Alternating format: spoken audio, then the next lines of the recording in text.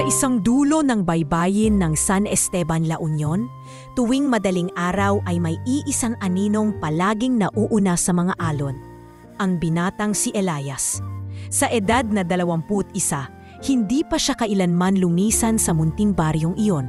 Ngunit bawat patak ng pawis niya sa pangingisda ay may baong pangarap na lagpas sa mga alon ng dagat.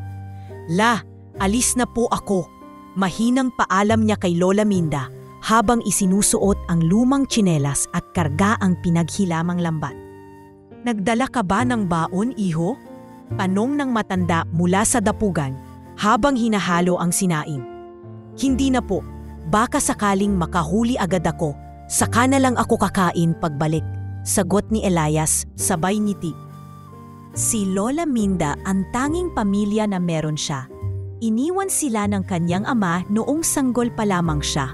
At pumanaw ang kanyang ina makalipas ang ilang taon dahil sa matinding lagnat na hindi na nagamot.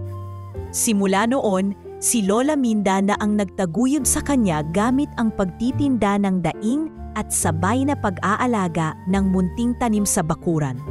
Dahil dito, maagang natutong mamuhay sa hirap si Elias. Sa edad na 9, marunong na siyang lumangoy sa malalim na bahagi ng dagat. Sa edad na 12, siya na mismo ang namimingwit gamit ang lumang pamingwit ng kanyang lolo. Ngunit hindi lamang pagkabuhay ang hanap niya sa dagat. May mas malalim pa roon. Tuwing tititig siya sa kalawakan ng asul na tubig, iniisip niya kung ano pa ang pwedeng matuklasan sa ilalim nito. Sa mga oras na hindi siya nangingisda, nagpupunta siya sa lumang barangay library kung saan hiniram niya ng paulit-ulit ang iisang biology book tungkol sa marine ecosystems. Sa likod ng maalikabok na pahina nito, nahanap niya ang ideya ng pangarap na balang araw maging isang marine biologist siya. "Bakit ba gustong-gusto mong tumingin sa ilalim ng dagat, apo?" tanong ni Lola Minda isang gabi habang nililinis nila ang isdang huli ni Elias. "Ewan ko, Pola, parang may ibang mundo sa ilalim, tahimik.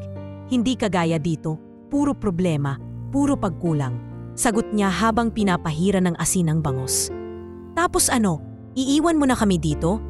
biro ng matanda. Sabay kurot sa tagiliran niya. "Hindi po, gusto ko lang pong balikan kayo, dala ang sarili kong bangka, hindi yung luma butas. Tapos baka makatulong pa ako sa mga mangingisda rito. Baka maayos natin yung panghuli, hindi yung puro dynamite fishing sa kabilang bayan." Sa kabila ng maralitang pamumuhay, hindi kailanman naging batikan sa mga reklamo si Elias.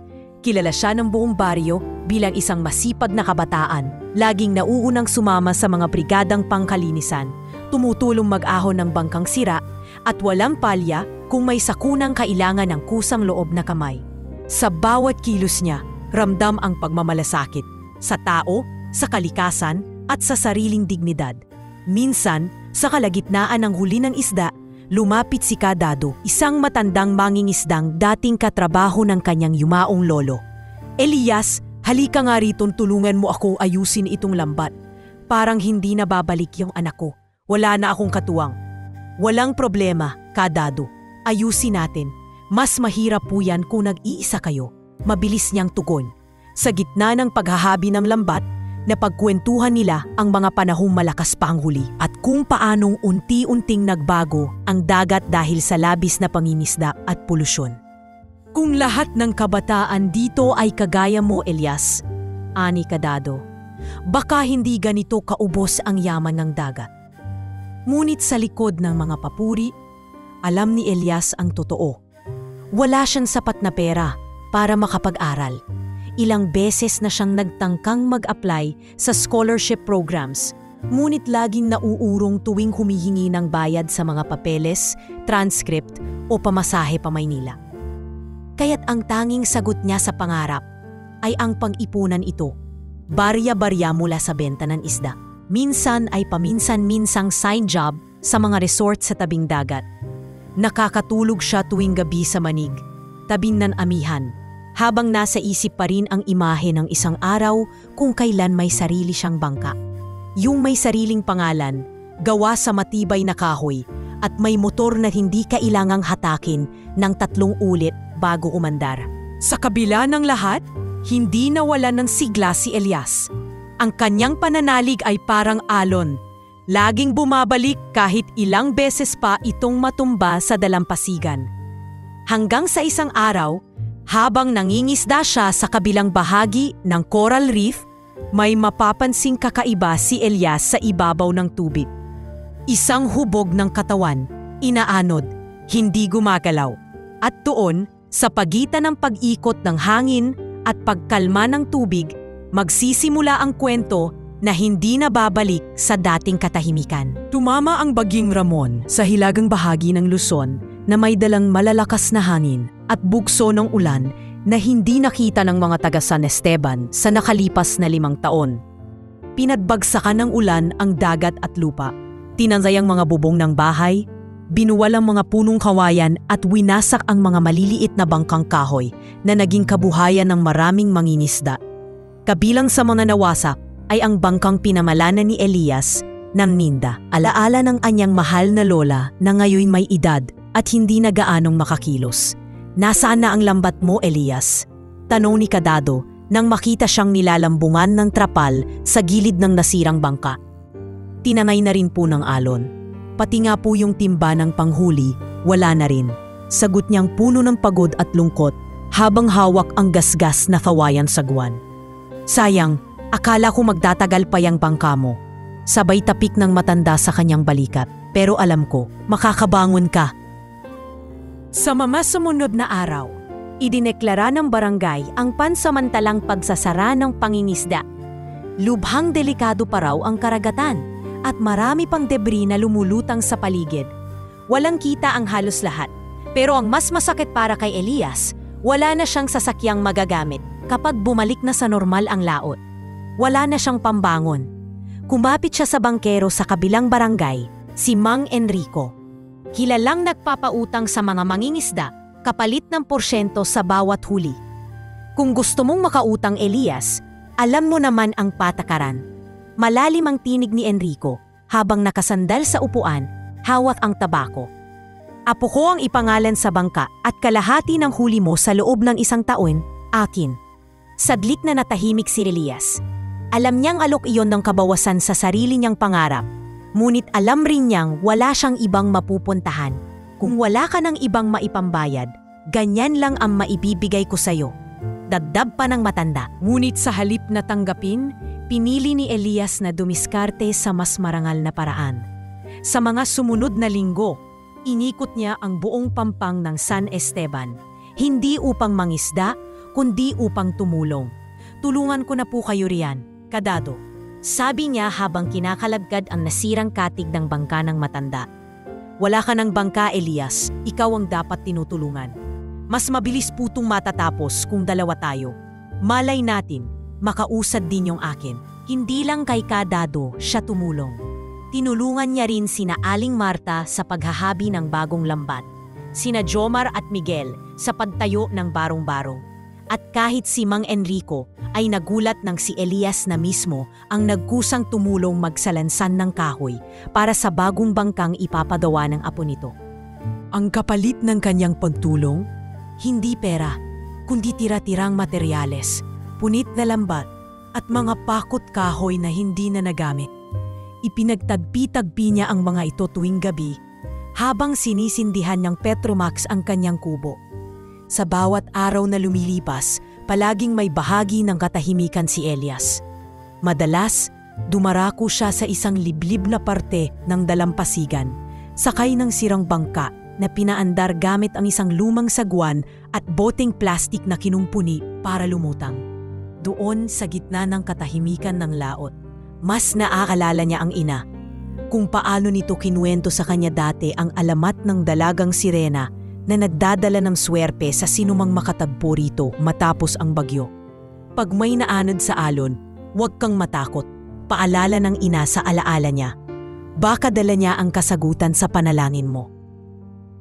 Isang hapon, habang papalubog na ang araw at pinapainit ng liwanag ang ibabaw ng tubig, may napansin si Elias na tila hindi pangkaraniwan. May kulay puting tila palutang-lutang sa pagitan ng mga alon. Akala niya'y basura lamang, Ngunit nang lumapit siya, gamit ang paalon na pangtulak ng sagwan, unti-unti itong lumilinaw sa kanyang paningin. Isang katawan. Diyos ko! Bulong niya. Nanlalamig ang mga palad habang pinapaspas ang pagsagwan. Nang marating niya ang lugar, agad siyang tumayo sa loob ng kanyang maliit na bangka at sumandal paharap. Isang babae, puti ang kutis, may mahahabang buhok, at suot ang sirang bestida na may mga burdang pila pang mayaman. Walang malay. Hindi na siya nagdalawang isip. Tumalon siya sa tubig at sinagip ito. Isinampa sa bangka. Malamig na ang katawan nito, ngunit buhay pa. Hoy, miss! Gising ka! Naririnig mo ba ako? Bulong ni Elias habang hinahaplos ang pismi ng dalaga. Walang sagot. Walang ungol. Ngunit humihinga pa. Dali-daling sinagwan ni Elias pabalik ng dalampasigan. Binuhat ang babae at tumakbo patungo sa kubo nila. Sinalubong siya ni Lola Minda sa pintuan. Gulat na gulat. Apo, sino iyan? Hindi ko po alam naanod siya. Dinala ko agad dito. Hindi ko po kayang hayaan siyang mamatay sa dagat. Nagmamadaling naghanda si Lola Minda ng kumot at mainit na tubig. Habang si Elias ay pinatuyo ang katawan ng dalaga at pinainom ng tubig. At sa unang pagkakataon, matapos ang bagyong iyon, sa katahimikan ng kubo, tila may bagong unos na dumarating. Ngunit hindi ito ulan, hindi ito hangin, at hindi ito alon.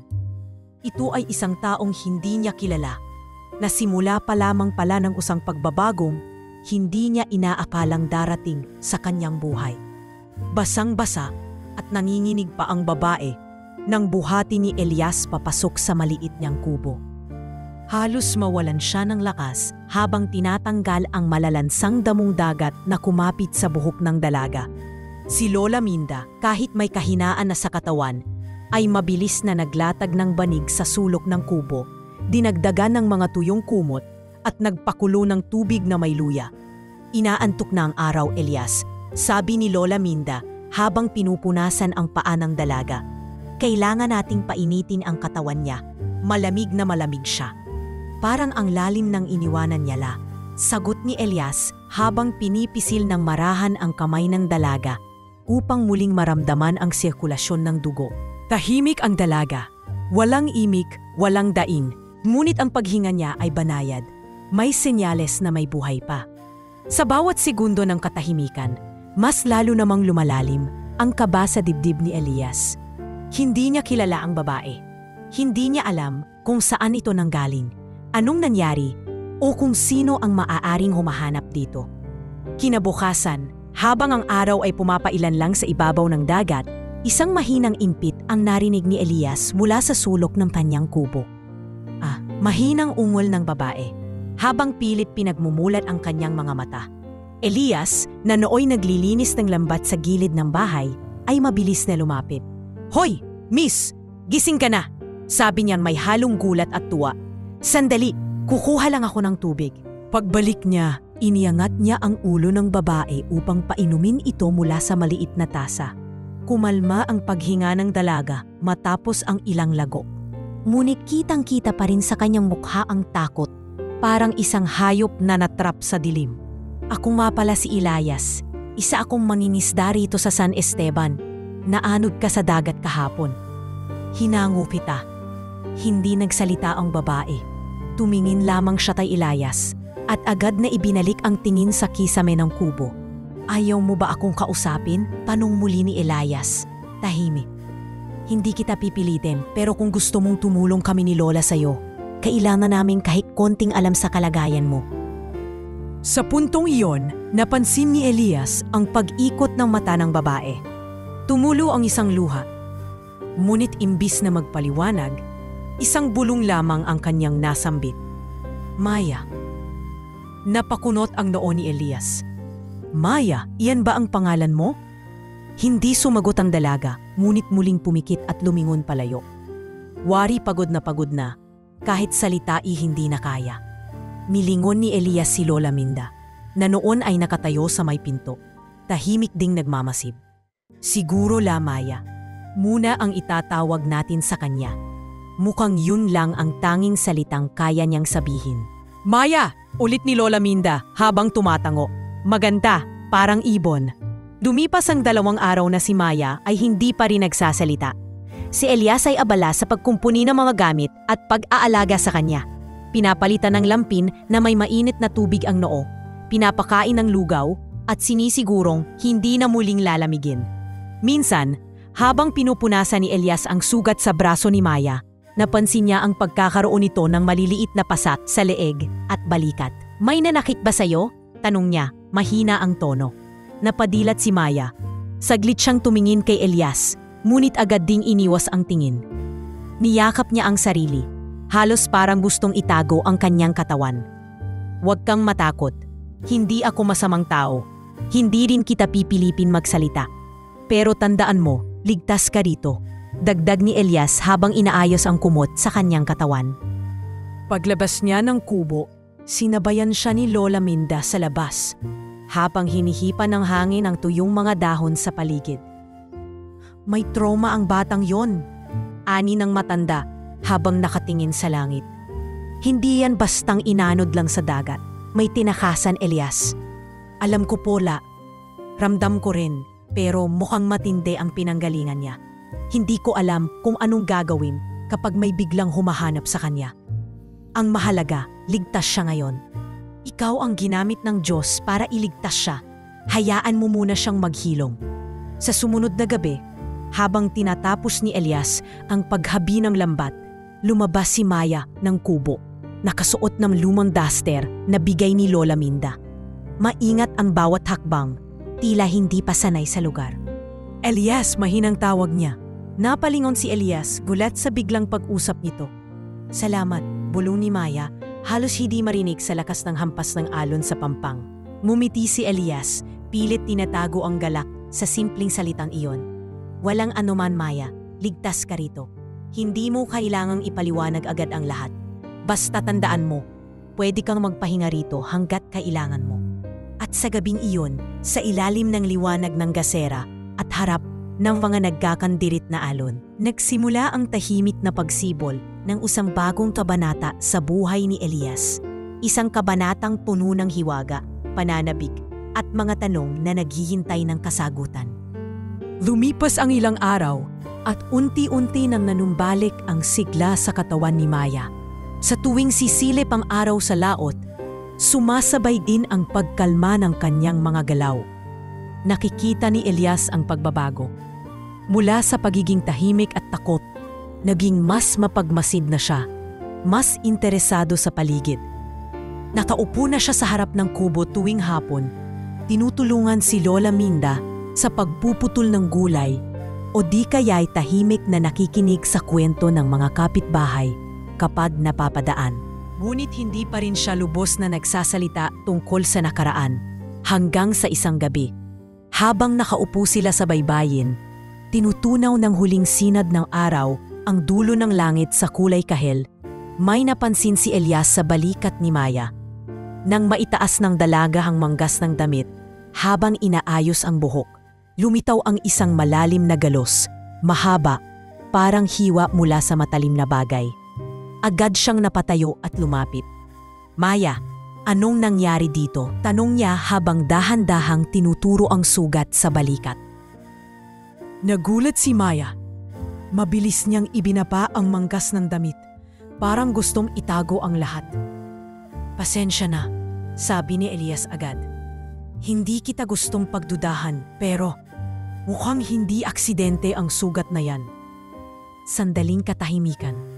Sumabay sa hangin ang paghigop ng alon sa buhangin. Huminga ng malalim si Maya at tumingin sa malayo. Parang tinatandaan ang bawat detalye ng isang masakit na alaala. Galing ako sa isang yate. Mahina niyang simula. Hindi ko intensyong mapadpad dito. Pero siguro, ito na rin ang kailangan kong mangyari. Napatingin si Elias sa kanya. Hindi umimik. Hinayaan niyang ipagpatuloy nito ang kwento. Anak ako ni Alberto Velez.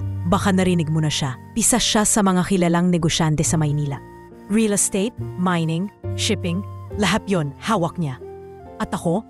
Ako yung anak niyang babae na dapat magiging tulay ng alyansa sa isa pang pamilya ng politiko. Napakagat sa labi si Maya. Napailing. Hindi ko gustong ikasal. Hindi ko mahal si Lance. Hindi ko nga siya kilala ng buo. Pero para sa kanila, hindi importante yon. Ang mahalaga, ang negosyo, ang pangalan. Tumakas ka. Anong ni Elias? Bagamat parang alam na niya ang sagot, tumango si Maya. Ginawa ko ang hindi dapat gawin. Tumakas ako habang nasa yate ka mo. Gabi yon, sinubukan kong humingi ng tulong sa isa sa mga crew. Pero may nakarinig sa amin. Nagtangkang pigilan ako. May hawak siyang kutsilyo. Doon ko nakuha ang sugat. Nanlamig si Elias. Hindi na lang ito basta kwento ng pagtakbo. Ito ay kwento ng panganib. Tumalon ako sa tubig. Hindi ko na alam kung saan ako aabutin. Basta ang nasa isip ko lang noon, kahit saang lugar, basta hindi na ako babalik. Hindi na ako magpapagamit. Maya, bulong ni Elias. Pilit ikinukubli ang kanyang pagkabigla. Bakit hindi ka magsumbong sa mga otoridad? Hindi yun galong kadali, Elias. Sagot ni Maya. Mariing nakatitig sa kanya. Ang ama ko, kilala, maimpluwensya. Hindi lang basta negosyo ang hawak niya. May mga koneksyon siya sa politika, sa media, sa batas. Alam mo kung anong kayang gawin ng mga taong yon kapag gusto nilang patahimikin ang isang rebelde? Kaya ko pinili ang katahimikan. At ngayon, ikaw lang ang tanging nakakaalam. Natahimik si Elias. Parang biglang gumaan pero lumalim ang bawat salita ni Maya. Lalong nabuo sa isip niya na hindi ito basta-basta. Hindi siya ordinaryong dayuhan na napadpad sa San Esteban. Siya ay dalang-dala ng alon ng kasinungalingan. Pilit itinatago sa mundong palaging magulo. Gusto ko lang manatili rito, kahit ilang linggo lang. Pakiusap ni Maya, halos pamulong. Hindi pa ako handang bumalik. Hindi ko alam kung anong naghihintay sa akin doon. Matagal na tumitig si Elias sa mukha ni Maya. Kita niya ang pagod sa ilalim ng magagandang mata nito. Ang hinog na katatagan sa mga mata na tila nakakita na ng napakaraming hindi dapat makita. Sige, sagot ni Elias, malumanay. Pwede kang manatili. Wala namang makakaistorbo sa'yo rito. Pero kapag may naghanap sa'yo. Alam ko, sagot agad ni Maya. Ako ang haharap. Basta, sa ngayon, payagan mo akong maging simpleng tao lang. Wala nang Maya Velez. Ako lang. Maya. Numiti si Elias. Kahit may alinlangan sa puso. Hindi niya alam kung tama bang tinanggap niya ito sa buhay niya, pero sa dami ng beses na tinanggihan siya ng mundo, parang ngayon lang siya naging kanlungan ng iba. At sa gabing yon, habang humahaplos ang malamig na hangin sa kanilang paligid at bumubulong ang mga alon sa buhangin, sabay silang naupo sa dalampasigan. Dalawang taong parehong may sugat sa nakaraan, parehong may tinatakasan, at parehong hindi pa sigurado kung anong mangyayari bukas. Pero sa pagitan ng katahimikan nila, may isang bagay ang malinaw. Isang pagsisimula ang tahimik na umuusbong. Sa isang maliit na baryong ang balita'y parang alon, mabilis kumakalat at madalas sumasampal sa katahimikan. Hindi maiiwasan ang mga usap-usapan. Lalo pat ang sentro ng chismis ay isang kilalang kabataang mangingisda na kilala sa pagiging tahimik at marangal, si Elias. At ngayon, may dayuhang babae sa kanyang tahanan. Hoy, Elias! Sigaw ni Jomar mula sa pampang habang bitbit ang kahon ng bagong lambat. Nabalitaan ko, may engkantada ka raw sa bahay? Baka naman jackpot ka na sa pag-ibig, no? Asabay ng halakhakan ng ilang kabataang mangingisda, pasimpleng ngiti lang ang itinugo ni Elias, hindi pinatulan ang pangaasar. Nakayuko siyang naglalakad pa uwi mula sa pamilihan. May dalang tinapay at gatas na pasalimbong kay Maya. Baka naman artistahin yun, kaya bumo nilalabas? Abra, pere, kuha ko sa'yo. Binantayan ko na baka bigyang kunin ng kamera. Dugtong pa ni Miguel, sabay batok ng biro kay Jomar.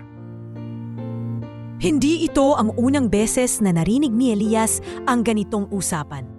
Mula nang makitang may babaeng naglalaba sa gilid ng kanilang bakuran, may mga matang hindi na umalis sa kanila. Tila bawat kilos ni Maya ay binibilang. Bawat tanong ay naglalaman ng pagdududa. At bawat tingin ng mga tao ay may halong inggit at panghuhusga. Mas maganda pa raw sa manika yung kasama ni Elias. Usap-usapan ng mga tinderang nagtipinda ng tuyo sa palengke. Baka naman may atraso. Bakit kasi sa kanya nagtago? Di ba siya lang yung walang pamilya kundi ang matandang lola? Sagot ng isa. At dahil hindi na ito nanatiling bulong-bulungan, dumating ang araw na kinailangan siyang kausapin ni Mang Serapio, ang pinakamatandang lider ng mga mangingisda sa San Esteban at iginagalang ng karamihan. Elias, sabi ng matanda habang tinatapik ang kanyang balikat sa gilid ng simbahan. Pwede ba kitang makausap sandali? Tumamo si Elias. Alam na niya kung tungkol saan ito. Sa ilalim ng punong mangga, malapit sa dalampasigan, naupo sila sa isang bangkong kahoy. Tahimik ang paligid, maliban sa kaluskos ng mga tuyong dahon. Hindi ko ugaling makialam sa buhay ng may buhay, panimula ni Mang Serapio. Pero marami nang nagtatanong, sino raw ba ang babae sa kubo mo? Galing daw sa Maynila. May sugat pa raw. May mga taga-baryo na nababahala. Hindi agad sumagot si Elias. Tiniigan niya ang alon sa di kalayuan. Pinakiramdaman kung paano niya ipapaliwanag nang hindi isinasalaysay ang isang kwentong hindi sa kanya. Isang tao lang siyang nanangailangan ng tulong, Mang Serapio. Mahinahong tugon ni Elias. At sa palagay ko, obligasyon kong tulungan ang sinumang ililigtas ko mula sa panganib. Hindi ko sinasabing masama ang ginawa mo, iho, sagot ni Serapio. Pero may mga panahon na ang kabaitan ay pinagsasamantalahan. Siguraduhin mong alam mo kung sino talaga ang kasama mo. Ang tubig, kahit malinaw, ay maaaring malalim. Humango si Elias, tanda ng respeto. Salamat po sa paalala. Bantay sarado ko po ang lahat. Pag-uwi niya, sinalubong siya ni Maya sa pintuan. Suot ang simpleng duster na binigay ni Lola Minda. May bitbit siyang basang labakara at sinampay ang mga ito sa tali sa labas. May mga nagsabi sa akin, may mga nakatingin raw palagi. Sabi ni Maya nang nasa loob na sila ng kubo. Sanay ka na bang may mga matang humisga? Sagot ni Elias habang inilalapag ang tinapay sa mesa. Hindi ako sanay, pero kilala ko ang tingin ng mga taong hindi nagtitiwala. Tahimik si Elias. Lumapit siya sa dalaga at iniabot ang isang mainit na tasa ng salabat. Hindi mo kailangang magpaliwanag sa kanila. Hindi rin ako. Ang mahalaga, ligtas ka rito.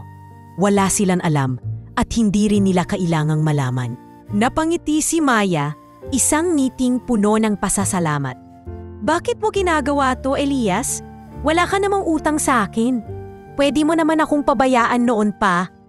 Umiling si Elias.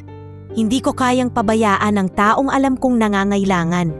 Hindi sa dahil gusto kong maging bayani, kundi dahil ayokong maging isa sa mga taong tumalikod.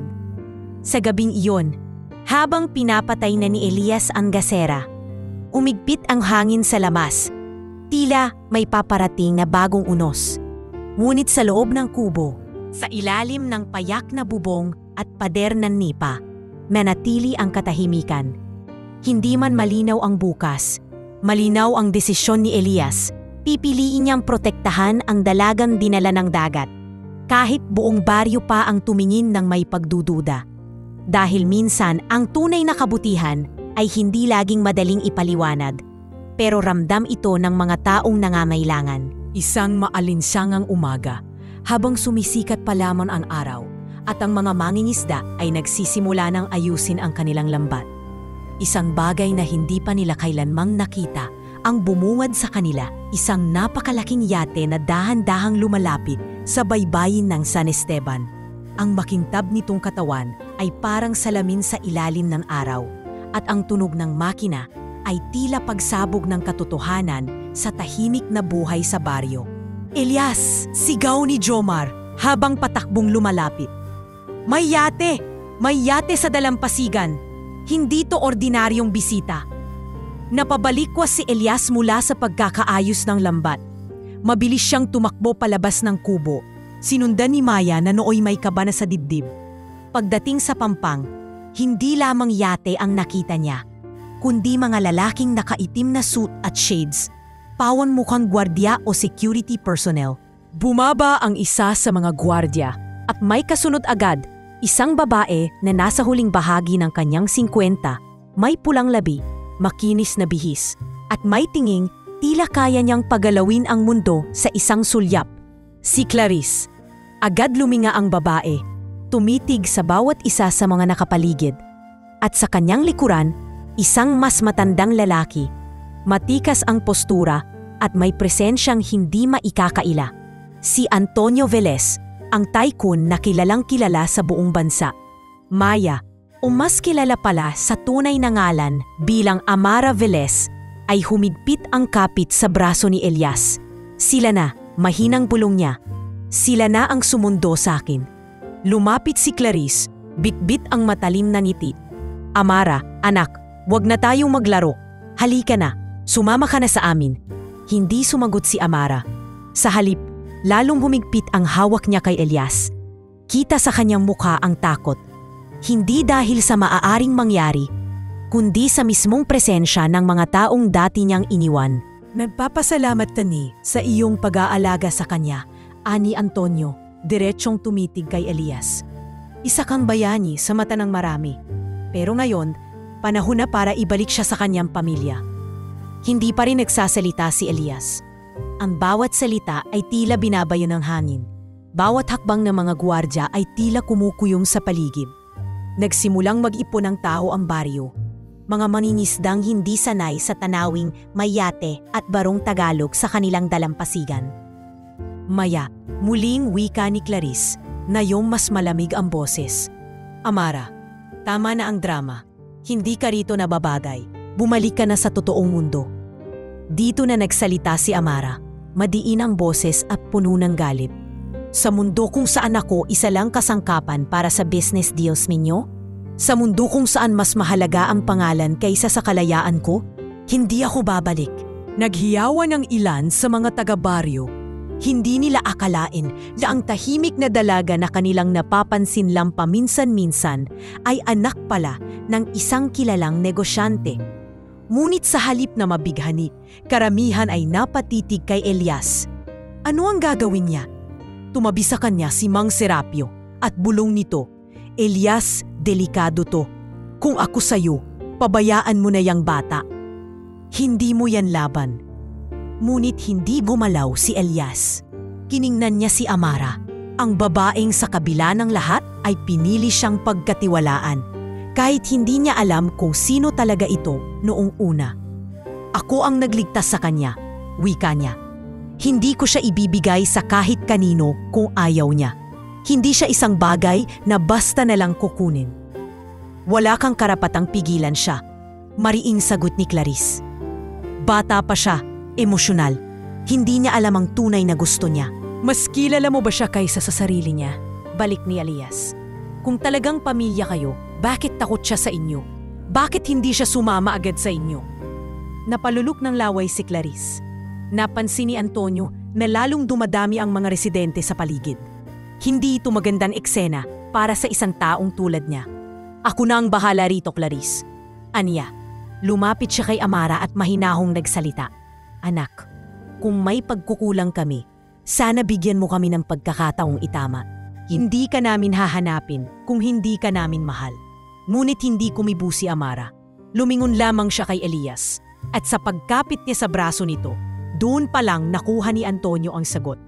Kung ayaw mong sumama ngayon, hindi kita pipilitin. Pero babalik kami. At sa pagkakataong yon, hindi na ganito kahinahon ang usapan natin. Tumalikod ang mag-ama. Sinundan sila ng mga gwardiya. Sumakay sila muli sa yate, habang ang mga taga-baryo ay nanatiling nakatingin. Hindi pa rin makapaniwala sa NASA. Pagkaalis ng yate, naupo si Elias sa buhanginan, parang nanghina. Naupo rin si Amara sa tabi niya. Pasensya ka na, sabi ni Amara. Hindi ko alam kung tama ang ginawa ko, pero alam ko mas mali kung sumama ako sa kanila. Humugot ng malalim na hininga si Elias. Hindi kita isusuko sa mundong pinili mong iwan. Basta dito ka ligtas. At sa katahimikan ng dagat, ang alon ay patuloy na dumampi sa kanilang mga paa. Dalawang kaluluwang nilabanan ang unos. At ngayon, nakapiling ang isa't isa sa gitna ng isang mundong hindi na kasing tahimik tulad ng dati. Ang maliit na barangay hall sa San Esteban ay hindi karaniwang napupuno lang tao. Kadalasan mga pulong lang tungkol sa pagdaayos ng ilog, pagbibigay ng ayuda sa mga mangingisda, o pag-uulat ng mga problema sa basura ang dahilan ng pagtitipon. Ngunit sa araw na iyon, hindi basta-basta ang rason ng pagtitipon. Nandoon ang buong pamunuan ng barangay, ang matatanda't kabataan ng baryo, at pati na rin si Mang Serapio na bihira ng lumabas. Sa harapan, nakaupo si Elias at sa kanyang tabi ay si Maya, na sa wakas ay humarap na sa lahat gamit ang kanyang tunay na pangalan, Amara Velez. Tahimik ang lahat habang dahan-dahang tumayo si Amara sa gitna ng bulwagan. Nakasuot siya ng simpleng puting blusa at palda, at sa unang tingin ay hindi mo aakalaing anak siya ng isa sa pinakamayamang tao sa bansa. Ngunit sa likod ng payak na kasuotan, naroon ang tapang na pinanday ng takot, pagtakas at muling pagbangon. Magandang hapon po, panimula ni Amara. Mariing nakatitig sa mga mata ng bawat isa. Ako po si Amara Velez. Marami sa inyo ang nagtataka kung sino ako. Marami ang nagsabi na baka delikado akong kasama o baka ako'y may tinatakasan. Huminga siya ng malalim bago nagpatuloy. Hindi po kayo nagkakamali. May tinakasan ako, pero hindi krimen, hindi kasalanan. Tumakas po ako sa isang kasalang hindi ko pinili. Isang kasalang isinubo sa akin ng sarili kong pamilya kapalit ng 1,000,000 pisong transaksyon sa isang lote sa Quezon. Nagkagulo ang mga bulungan sa loob. Si Kapitan Rogelio ay napakunot ng noo. Anong ibig niyong sabihin, iha? Gusto ng stepmother ko, si Clarice, na ipakasal ako kay Congressman Felix Miranda. Isa siyang politiko sa Luzon na konektado sa malalaking negosyo pampubliko. Kapalit ng kasalang ito ay ang pagkakaloob ng exclusive development rights sa isang lupain sa probinsya, lupang pagmamay-ari ng ama ko. Hindi ako tinanong, hindi ako sinangguni. Basta isang araw, inanyayahan ako sa yate, binigyan ng magandang kwarto at sinabihang pagsapit ng gabi ay magkakaroon ng private engagement announcement. Napatingin siya kay Elias na nooy tahimik lang sa kanyang kinauupuan, ngunit handang tumindig anumang oras na kailangan siya. Nakiusap ako sa ama ko, dugtong ni Amara. Pero sa mata niya, mas mahalaga ang pangalan at kapangyarihan. Nang tumanggi ako, tinangka akong ikulong sa kabin. Tumakas ako, at ayan po ako ngayon, nakatayo sa harap niyo, humihinging hindi ng tulong, kundi ng karapatan. Karapatan na ako ang dapat ang pumili ng buhay na gusto ko. Tumindig si Elias. Hindi na niya napigil ang sarili. Kung pinili niya ang manatili rito, wala ni isa sa atin ang may karapatang itaboy siya. Tinanggap natin siya bilang bisita. Pero higit doon, nakita natin siyang taong may pinagdadaanan, may damdamin at may halaga. Kung palalayasin natin siya ngayon, para na rin nating sinabing, hindi karapat-dapat ang sinuman na lumaban para sa sarili niyang kapalaran. Tahimik ang lahat. Sa kabila ng mga tsismis at panghuhusga, may mga matang nagsimulang lumambot. May mga mukhang biglang naunawaan ang bigat ng katotohanan. Sa gilid ng bulwagan, dahan-dahang tumayo si Antonio Velez. Suot niya ang simpleng linen shirt, malayo sa karaniwang suit na laging ibinibida sa dyaryo. Hindi ito ang lalaking kahapon ay punong-puno ng kontrol. Ngayon, may bakas ng kabiguan sa kanyang mukha at marahil ng pag-amin. Amara, mahinang wika niya. Hindi ko man naipakita noon, pero pinakikinggan kita ngayon. Naglakad siya palapit sa anak. Iniwasan ang tuwid na tingin ni Elias. Hindi kita pipilitin. Hindi kita ipapabalik kung ayaw mo. Pero bilang ama mo, may isang pakiusap ako. Hayaan mong bantayan ka ng mga tauhan ko. Hindi para ikulong ka, kundi para tiyaking ligtas ka. Hindi ko rin alam kung may ibang naghahanap sa'yo o kung may taong galit dahil hindi natuloy ang kasalan. Tahimik si Amara. Tumingin siya kay Elias at marahang tumango. Payag ako, pero hindi sila magdidikta sa akin at hindi nila ako aalisin dito na wala ang pahintulot ko. Makakaasa ka, sagot ni Antonio. At salamat kay Elias. Hindi ko alam kung anong klaseng anak ang magiging ikaw kung hindi mo siya nakilala. Pagkatapos ng pagpupulong, habang nagsisialisan ang mga tao, Nilapitan ni Amara si Elias sa gilid ng daan. Elias, aniya, bukas ang Maynila para sa'yo. Kung gusto mong sumama, tutulungan kitang mag-aral. Makakapasok ka sa universidad. May kaya akong gawin kung papayag ka lang. Napatingin si Elias sa kanya at sandaling napaisip. Napakalinaw ng tawag ng pangarap. Ang pangarap na noon pa man ay lihim na iniingatan sa puso niya. Ngunit mas malinaw pa sa lahat ang katotohanan. Hindi siya handa. Hindi pa ngayon. Maraming salamat, Maya. Amara, sagot niya, mumingiti. Pero dito muna ako. Marami pa akong kailangan gawin. Marami pang kailangan kong ayusin dito. Huwag kang mag-alala, darating din ang panahon. At sa ilalim ng araw na ngayoy muling sumisikat matapos ang mahabang ulap ng pangamba, tumayo silang dalawa sa gitna ng baryong nagbago na ang pagtingin sa kanila. Sa pagitan ng tahimik na dagat at pag-ihip ng amihan, naroon ang pangakong kahit saan sila dalhin ng buhay. May isa silang hindi malilimutan, ang tahanang sabay nilang tinuklas at ang tapang na pinili nilang ipaglaban. 6 na buwan. Gaon kabilis lumipas ang mga araw sa San Esteban mula nang pumili si Amara na manatili sa baryo. Hindi bilang anak ng isang bilyonaryo, kundi bilang isang ordinaryong babae, isang mamamayan ng dagat, ng pawis, ng payak na pamumuhay.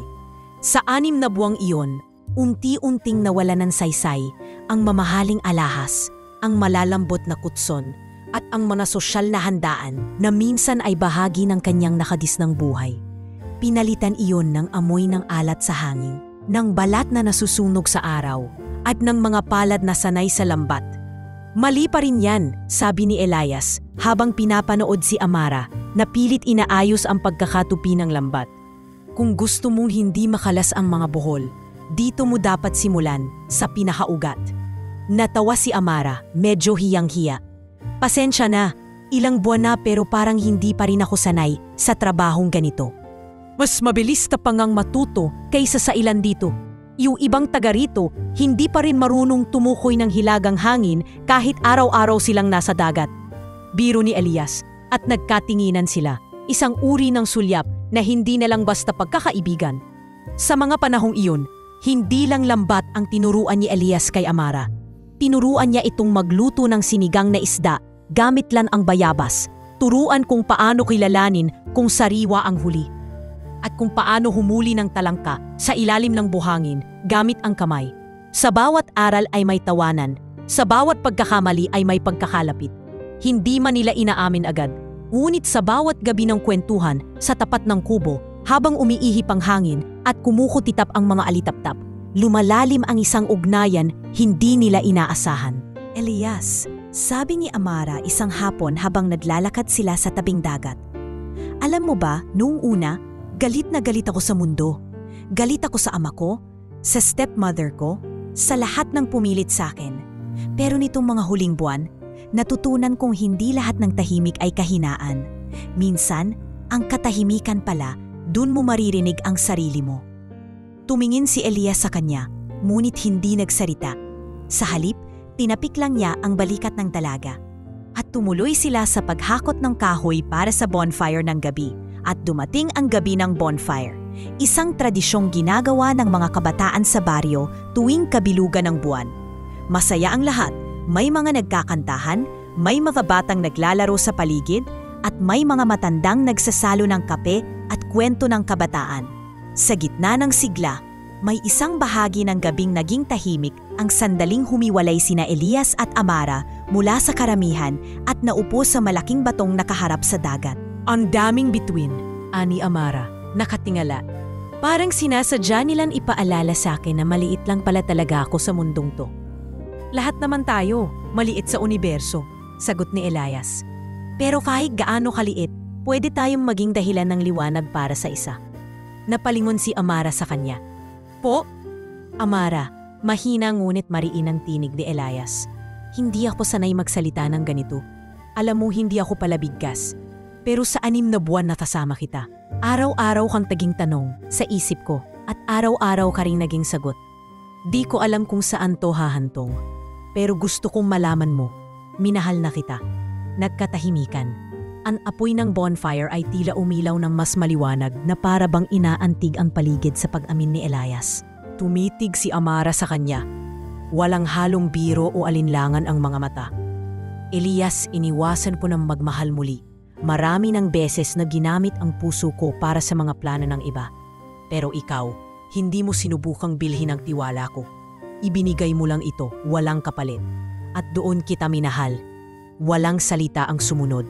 Isa lang, ang marahang pagdampina ng kanilang mga kamay, sabay ang bahagyang pagyakap ni Amara sa dibdib ni Elias, sa harap ng malamig na hangin at init ng damdamin. Sa mga sumunod na araw, tila mas naging masigla ang baryo. Kahit hindi hayagang ipinapaalam ang namumuong damdamin, ay halatang halata ito sa galaw ng dalawa. Kung paanong magkasabay silang mamalengke, magtanim sa bakuran at magsaluhan ng mainit na kape habang nanonood ng paglubog ng araw. Ngunit sa kabila ng kapayapaan, may bahid ng kaba sa puso ni Elias. Dahil sa bawat sulyap ng mga tauhan ni Antonio Velez na itinalaga upang bantayan si Amara, may tanong na unti-unting bumubuo sa kanyang isipan. Hanggang kailan magiging payapa ang lahat? Dahil sa bawat kwento ng pag-ibig, may laging sinusubok na unos. At alam niyang ang sa kanila, hindi pa tapos ang bagyong paparating. Sa ika-7 buwan ng pananatili ni Amara sa San Esteban, habang unti-unti nang namumuhay ng normal ang dalawa, biglang nagbago ang ihip ng hangin. Sa isang umaga na tila walang kakaiba, matahimik ang dagat, maliwanag ang langit, at maaga pa lang ay abala na si Elias sa pag-aayos ng lambat. Isang convoy ng SUV ang dumating sa sentro ng baryo. 3 sasakyang itim, may tinted na bintana at plakang hindi taga rito. Lumikha agad ito ng usap-usapan. Pero hindi lang sasakyan ang bumaba. Kasama ng mga abogadong nakaitim na coat ay ilang crew mula sa isang national television station.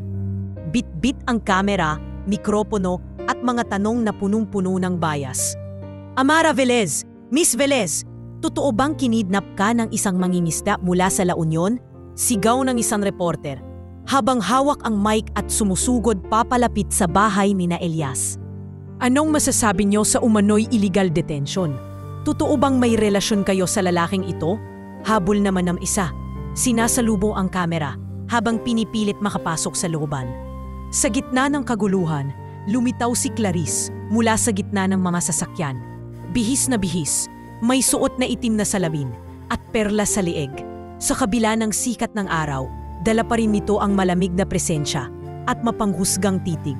Maya o dapat kong sabihing Amara, wika ni Clarice habang papalapit sa harapan ng kubo ni Elias.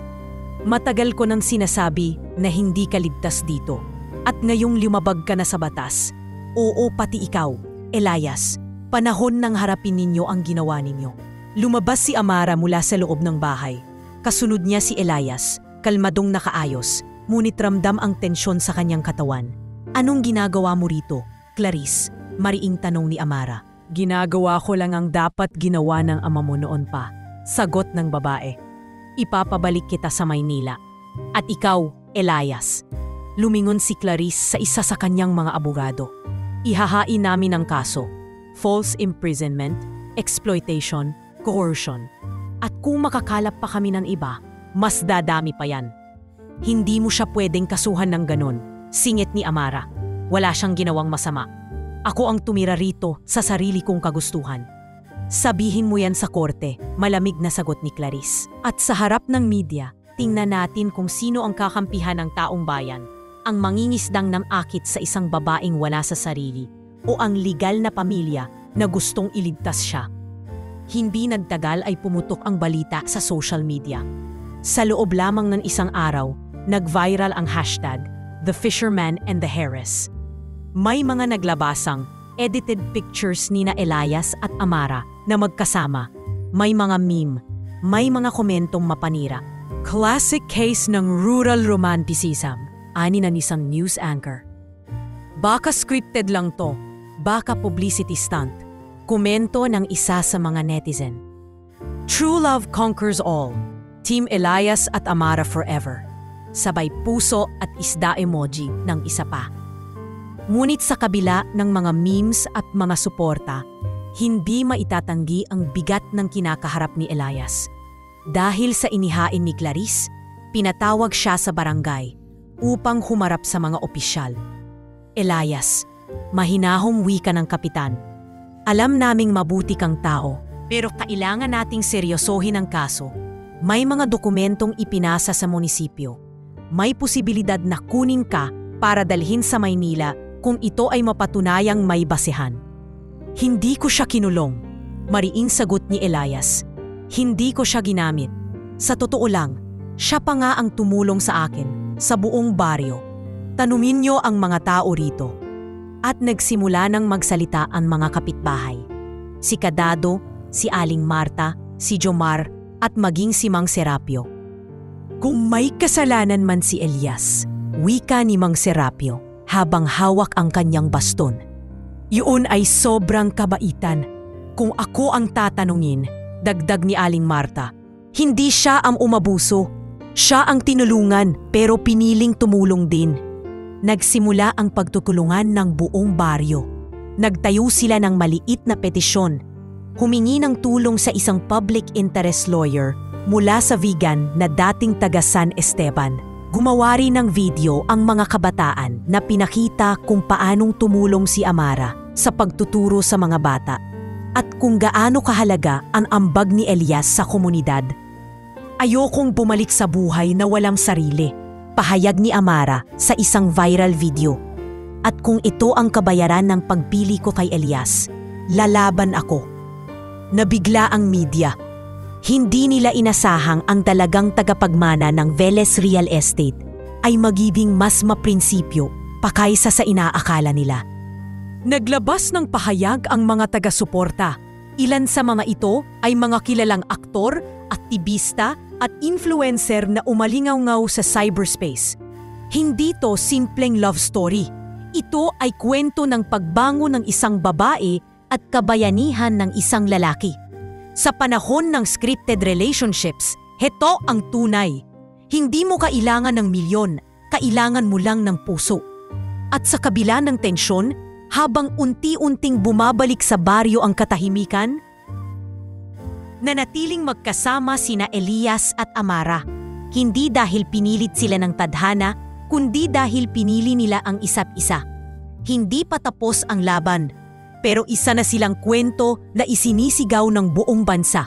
Isang mangingisda, isang tagapagmana, at isang pag-ibig na pinanday ng dagat, ng hirap, ng katotohanan. Nagbabadyang lumamig na naman ang panahon sa San Esteban nang dumating ang isang lihim na matagal nang nakatago at ngayon handa nang sumabog.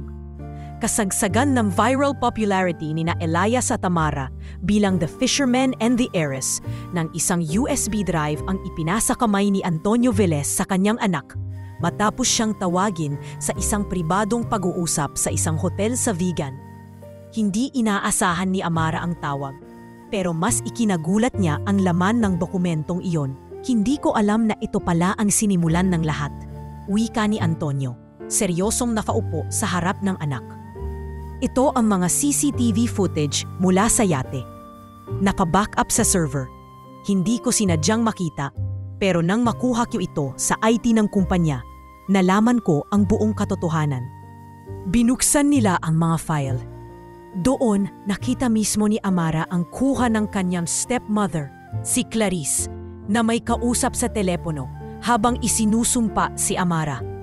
Kung ayaw niyang sumunod sa plano, gagawan natin ng paraan. Gusto niya ng dagat?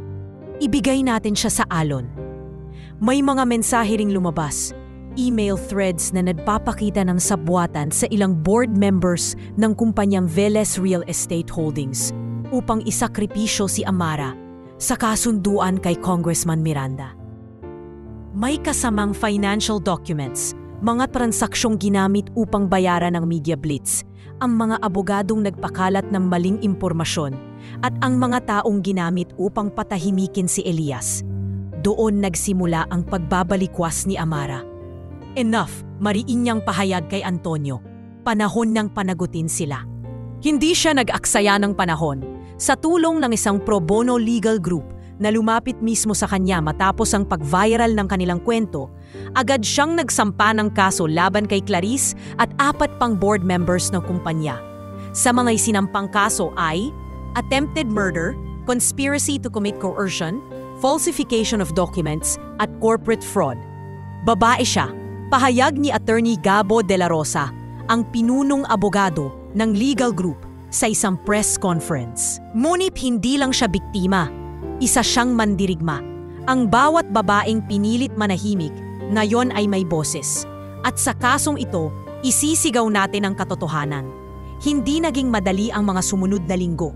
Nagsimula na ang mga hearing sa Maynila at sa bawat presentasyon ng ebidensya ay kasabay ang pagbabalik ng trauma kay Amara. Ngunit sa lahat ng ito, hindi siya iniwan ni Elias. Sasamahan kita hanggang dulo. Pangako niya bago pa man sila umalis ng San Esteban para sa unang araw ng hearing. Hindi ko alam ang mundo ng korte, pero alam kong hindi kita kayang tiisin na mag-isa.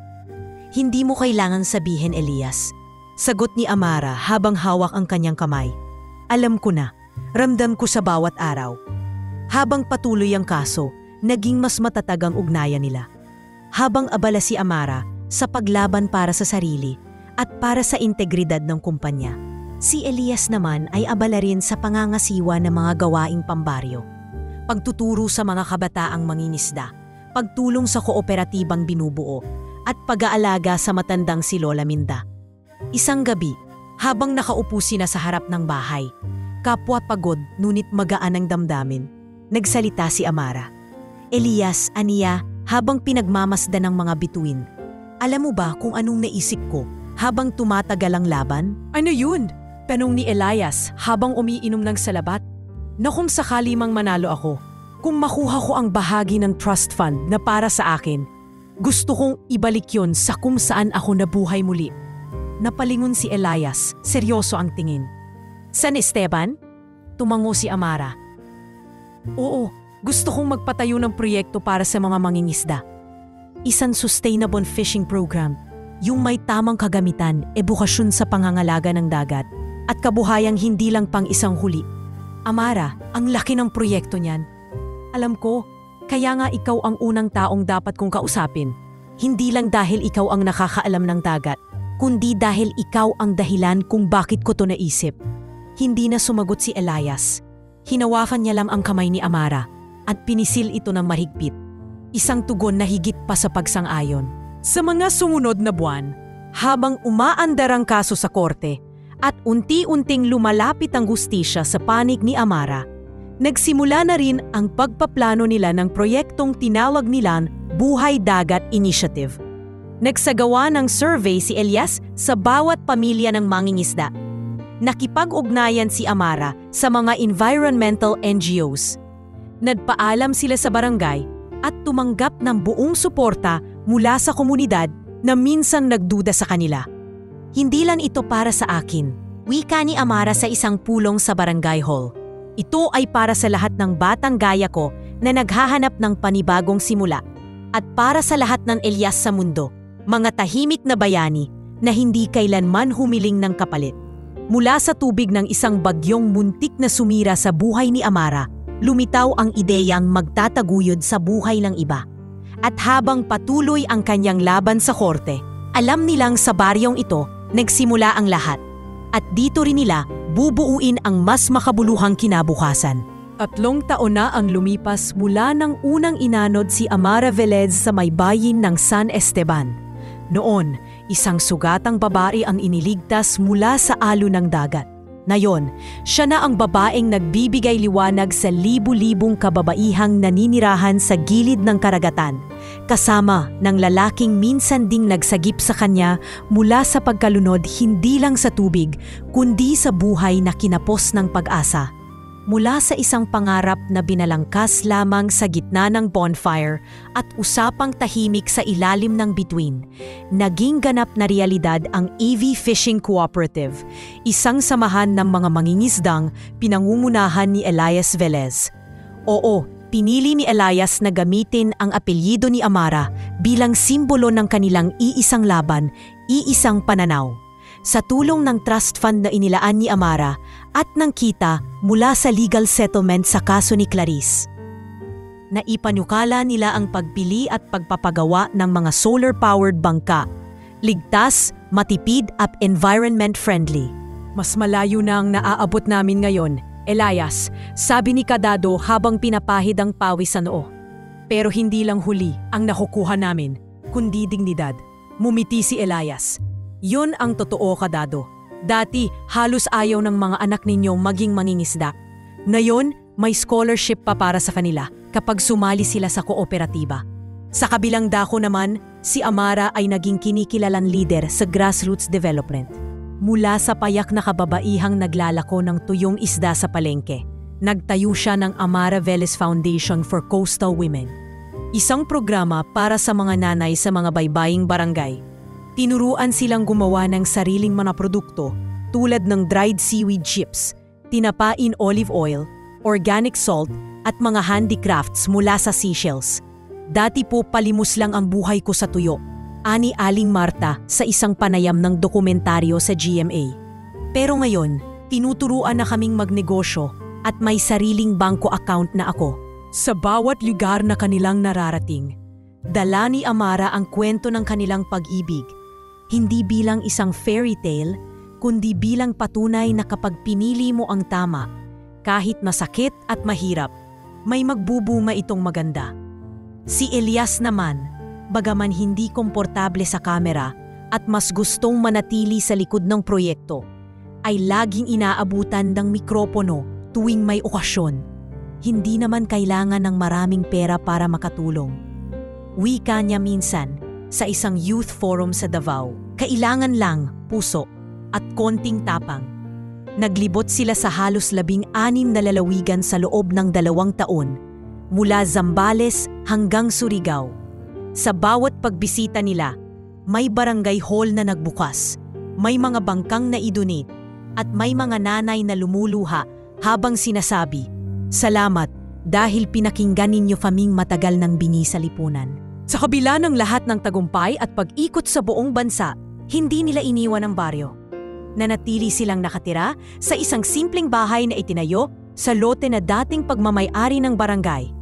Ilang metro lang mula sa dagat. May taniman ng gulay sa gilid, isang duyan sa ilalim ng punong mangga at isang kubong yari sa kahoy na naging opisina ng kooperatiba. Doon din ginagawa ni Amara ang kanyang mga community session tuwing Biyernes. Minsan naiisip ko, sabi ni Amara habang pinupunasan ng salamin ang kanilang bintana, kung hindi ako inanod sa dagat noon, baka ikinasal na ako sa politikong iyon. At hanggang ngayon, hindi ko pa rin kilala ang sarili ko. Lumapit si Elias, may dalang tasa ng kape. Kung hindi ka inanod, baka hindi mo rin ako makikilala. At kung hindi kita nailigtas, baka hindi ko rin maisip na kaya ko palang mangarap ng ganito kataas.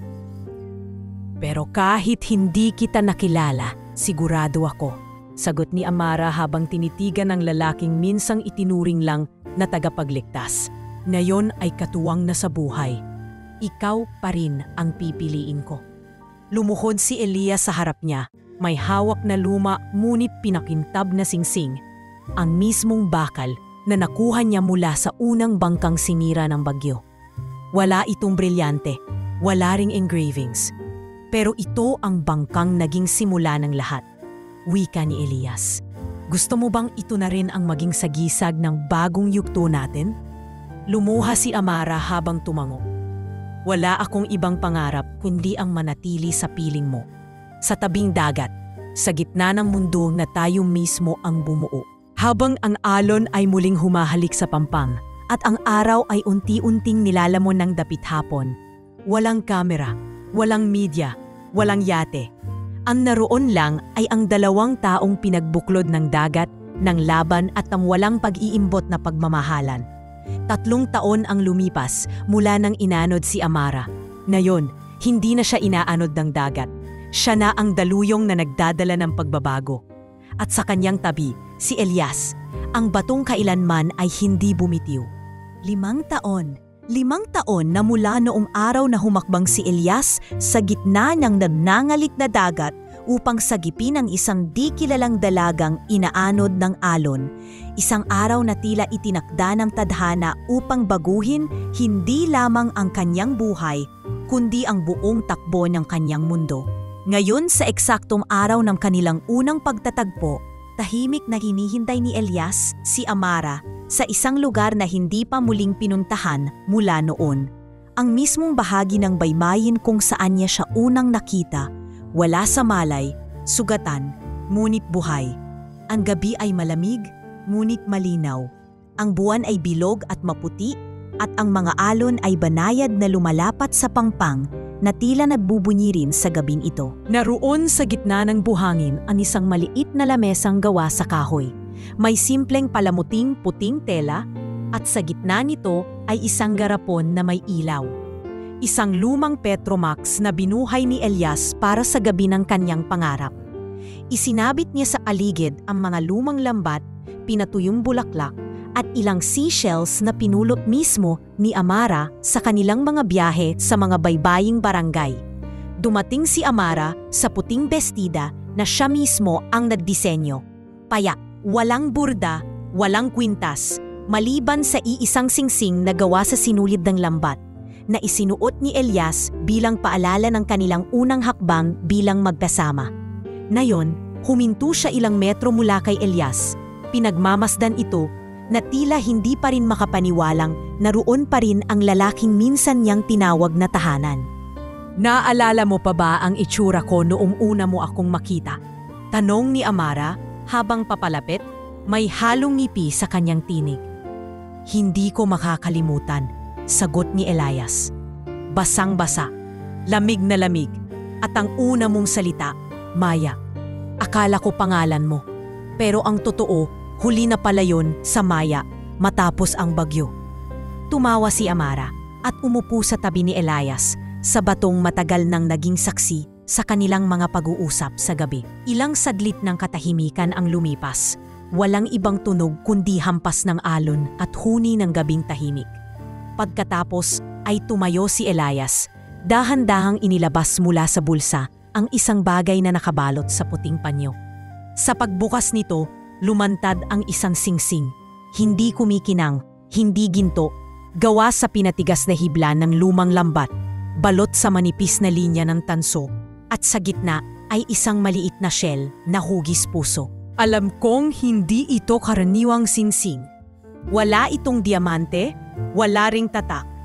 Pero ito ang lambat na ginamit ko ng araw na iyon, nung araw na iniligtas kita. At ngayong gabi, gusto kong itanong sa'yo. Lumuhod si Elias sa harap ni Amara. Ang mga matay punong-puno ng damdaming matagal na nais iparating. Amara Velez, o kung anuman ang gusto mo itawag sa sarili mo ngayon, gusto mo bang maging kabiyak ko sa bawat pagsikat ng araw at bawat alon ng dagat? Hindi lang sa tamumpay, kundi pati sa mga bagyong darating pa? Hindi na nakapagsalita si Amara. Bumagsak ang luha sa kanyang mga pisngi at tinakpan niya ng marahan ang kanyang bibig. Nanginginig ang mga kamay sa tuwa at pagkabigla. Pagkatapos ng ilang segundo, tumango siya paulit-ulit habang lumuluha ng may ngiti. Oo, Elias. Oo. Inilagay ni Elias ang singsing sa daliri niya. Isang simpleng piraso ng lumang lambat, ngunit mas mahalaga pa sa pinakamahal na alahas. Yumakap si Amara sa kanya ng mahigpit, parang ayaw na muling pakawalan ang lalaki na minsan niyang piniling pagkatiwalaan ng kanyang buhay. At kinabukasan, sa mismong dalampasigan ng San Esteban, ginanap ang kasalan na hindi kailanman inakala ng baryo. Walang katedral, walang mamahaling bulaklak, pero naroon ang buong komunidad. Lahat ng mangingisda, kababaihang tinulungan ni Amara, mga batang naturuan nila, at maging si Kapitan Rogelio na minsang nag-alinlangan sa kanilang ugnayan. Si Amara ay nakasuot ng bestidang gawa sa pinagtagpi-tagping tela mula sa lumang mga kurtina ng baryo, inayusan ng mga nanay mula sa kanyang foundation. Si Elias ay nakasuot ng barong na hiniram pa kay Kadado. At ang sapatos niya ay yari sa recycled na goma ng bangkang hindi na magagamit. Naglakad sila sa gitna ng buhangin habang nakatayo ang lahat, May hawak na mga puting pamaypay at may palakpak na tila sinasabay sa saliw ng hangin at hampas ng alon. Nagsalita si Mang Serapio bilang tagapagkasal. Dala ang lumang aklat ng barangay. Ngayong araw, pinagbubuklod natin hindi lang ang dalawang pusong nagtagpo sa gitna ng bagyo, kundi ang dalawang mundong minsang pinaghiwalay ng lipunan, ang mayaman at ang mamingisda. Napaiyak si Lola Minda habang nakaupo sa harapan. Hawak ang kamay ng isang batang babae na bagong miyembro ng kooperatiba. Sa kanyang puso, alam niyang hindi na siya kailanman mag-aalala kung sino ang mag-aalaga kay Elias. Dahil ang sagot ay naroon, sa babaeng minsang inanod ng dagat at ngayon ay naging ilaw ng buong baryo. Nang magpalitan ng mga oo sina Elias at Amara, isang puting saranggola ang pinalipad ng mga bata sa langit, simbolo ng pag-asa at kalayaan. Nang maghalikan sila sa harap ng buong San Esteban, sabay na pumalakpak ang alon, tila kinikilala rin ng dagat ang pagmamahala nilang pinagtagpi ng bagyo. Sa araw na iyon, hindi lang sila ikinasal. Pinagtibay rin nila ang pangakong kahit anong alon, kahit anong unos, ay hindi kailanman makakasira sa pag-iibigang itinayo, hindi sa pera o pangalan, kundi sa tiwala, respeto at tunay na malasakit. Sa wakas, nagsanib ang dalawang mundong akala ng marami ay hindi kailanman magkakatagpo. At sa San Esteban, sa isang kubong malapit sa dagat, nagsimula ang bagong kabanata ng buhay nina Elias at Amara, magkasama at malaya. 5 taon matapos ang kasalang tumatak sa kasaysayan ng San Esteban. Isang batang lalaki na may kakapal na kilay at mga maang kasing talas ng dagat, ang masiglang tumatakbo sa dalampasigan. Nakasunod sa kanya ang kanyang ama, si Elias. Bit-bit ang isang maliit na lambat, habang si Amara naman ay nasa may lilim ng isang puno. Karga ang baong prutas at tubig. Hawak ang kamera na gamit sa kanilang proyekto para sa coastal documentation. Ang batang ito, na para sa maraming residente ay simbolo ng isang panibagong henerasyon, ay si Mar Elias Velez, ang anak ng isang mangingisda at isang tagapagmana. Anak ng dalawang mundong minsan ay magkalayo, ngunit pinag-isa ng pag-ibig at dangal. "Papa! Papa! May nahuli ako!" Sigaw ng bata habang patakbong bumalik. Hawak ang maliit na isda sa kamay. Tumawa si Elias at lumuhod sa harap ng anak. "Aba, mukhang mas magaling ka pang manghuli sa akin ah." Biro niya habang pinapahid ang putik sa tuhod ng bata. "Anong tawag dyan?"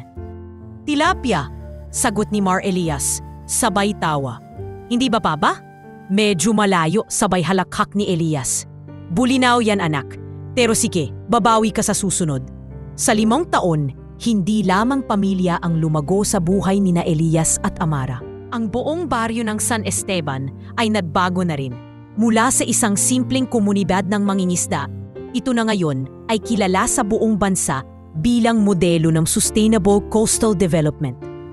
Ang mga solar-powered bangka na pinasimulan ng EV Fishing Cooperative ay ginaya sa iba't ibang bayan sa Visayas at Mindanao. Ang Amara Velez Foundation for Coastal Women ay may 5 regional offices na, at sa bawat isa'y may kababaihang natutong mamuno, magnegosyo, at magsalita para sa kanilang kapakanan. Dati, hindi ako marunong magsalita sa harap ng tao, pahayag ni Aling Marta sa isang ecotourism conference. Ngayon, may sarili na akong produkto sa Shopee, tinapa in olive oil galing San Esteban. Ang buong lugar ay na-certify bilang ecotourism site. Tuwing weekends, may mga dumadayo upang matuto ng paglalambat, pagtuturo sa mga dayuhang turista kung paano igalan ng dagat, at pagtatanim ng mangrove para sa pangmatagalang proteksyon ng dalampasigan. Ang kwento ni na Elias at Amara ay hindi lamang naging inspirasyon sa baryo. Ito rin ay naging kwento ng buong bayan, buong bansa. Isinulat ito bilang libro na pinamagatang Babae ng Alon, Lalaki ng Lambat. Sinulat ng isang kilalang journalist na minsang nag-interview kay Amara sa kasagsagan ng kanyang kaso. Ang tunay na kabayanihan ayon sa aklat ay hindi laging nagsisimula sa baril o sigawan. Minsan, ito ay nasa katahimikan ng isang lalaking umiling protektahan ang isang babae. Hindi dahil sa utan o obligasyon, kundi dahil iyon ang tama. Ginawa rin itong dokumentaryo na isinama sa isang international film festival. May mga eksenang totoong footage ng kasal nila ng mga bangkang solar-powered na ginagamit na ngayon sa mahigit 20 komunidad at ng mga kababaihang pinasigla ng programa ni Amara. Tuwing Abril 3, ginugunita na sa buong San Esteban ang tinatawag na Bayanihan Day, ang araw kung kailan inanod si Amara at iniligtas ni Elias. Sa araw na ito, lahat ng mga residente ay sabay-sabay na nagtutulungan.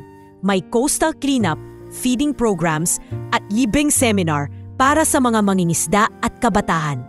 Ang tunay na diwa ng bayanihan, wika ng punong barangay sa kanilang 3 Bayanihan Day, ay hindi lang ang pagtulong sa isa't isa, kundi ang pagkilala na ang bawat tao, kahit saan mang nanggaling, ay may karapatang magsimula muli.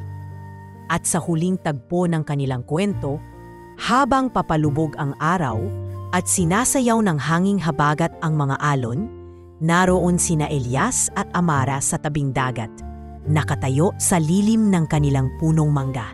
Nakatingin sila sa anak nilang si Mar Elias na ngayon ay abalang-abala sa pagtuturo ng lambat sa isa sa mga batang turista. Hindi ko akalain na ganito kabilis ang panahon, ani Amara, nakasandal sa balikat ni Elias. Parang kahapon lang inaanod ako ng dagat. Ngayon, may anak na tayong namimingwit sa parehong dalampasigan. Parang kahapon lang din, sagot ni Elias. Ako'y isang simpleng mangingisdang may sirang bangka. May pangarap na hindi ko maabot. Pero dumating ka. Ikaw ang alon na hindi ko inasahan.